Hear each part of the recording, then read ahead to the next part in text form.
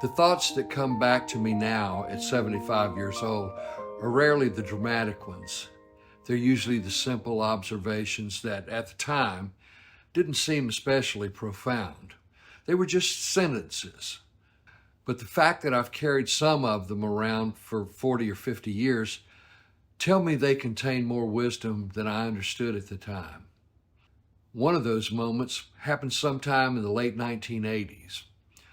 A group of girls I had gone to school with in Rolling Fork called and asked if I would join them for dinner while they were in Memphis. We had graduated together in 1969. There were only 47 of us. In a class that small, you didn't just know everybody's name, you knew practically everything about them. You knew whose daddy farmed soybeans and whose family owned the grocery store.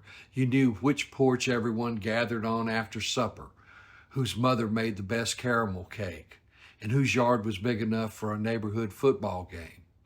We weren't simply classmates. We were part of one another's landscape. These women had remained close since kindergarten. Although life had scattered them across different cities and different states, they still met every year just to be together. I loved that. There was something deeply reassuring about it. Over the years, they had celebrated weddings, welcomed children and later grandchildren, buried parents, weathered disappointments, and shared triumphs. Life had changed almost everything about them except their friendship. When they invited me to join them, I was genuinely touched. My then wife and I drove downtown to the Rendezvous. The barbecue was wonderful, but what I remember most is the laughter. We talked about teachers who had seemed impossibly old, but were probably younger than we were then. We remembered football games, school plays, classmates, choral concerts, and stories that had somehow survived 2 decades. After a while, my wife decided she wanted to head home. She told me to stay because several of the girls had already offered to drive me home later. So I stayed. When it was finally time to leave, 4 of us climbed into a car. As we drove toward Midtown, I gave directions. Turn here. Go another couple of blocks. It's the next house on the left. When we pulled up in my driveway, one of my classmates, Fern, looked out the windshield. "Oh my goodness," she said. "This is where you live." I chuckled because it seemed like such an odd thing to say. Then she grew quiet. She looked around at the rest of us and asked a question that has stayed with me for nearly 40 years. What happened to us? We used to know where we all lived. I've never forgotten those words. I don't think Fern was talking about my house. She was talking about our lives. Somewhere between childhood and middle age, we stopped knowing the ordinary details. We no longer knew which street our friends live on, which church they attend, or which grocery store they visit every week. Time scatters us, careers scatter us, children scatter us, life itself scatters us. Yet something else refuses to scatter: affection, history, love.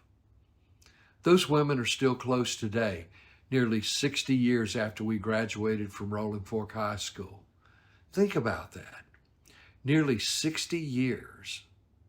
That may be one of the greatest accomplishments of adulthood, because friendship doesn't survive on convenience. It survives on intention. A few days ago, I pulled out our senior class picture. I found myself looking at all 47 faces.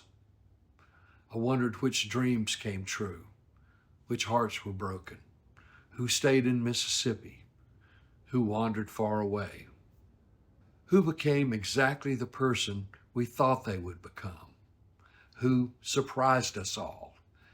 And then another thought came over me. For one brief moment in 1969, every one of us was together. None of us knew what life had planned. None of us knew who would leave us too soon. None of us knew who would become grandparents, who would battle illness, who would know great success, or who would quietly carry burdens no one else could see. We were simply young. Looking back now, that feels almost sacred. Every now and then, I still hear Fern's voice. What's happened to us? We used to know where we all lived.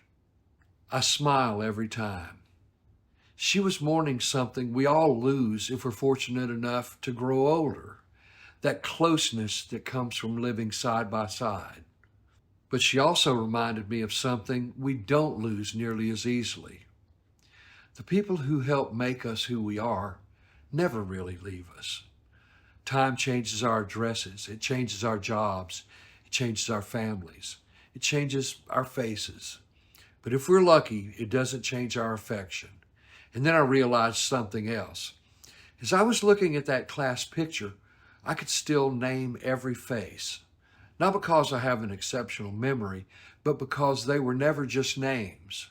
And as I looked at that class picture again, I realized something that surprised me. I wasn't looking for myself. I was looking for them. Because after all these years, they are still my people. And somehow, knowing that gives me great comfort. Thanks for being here.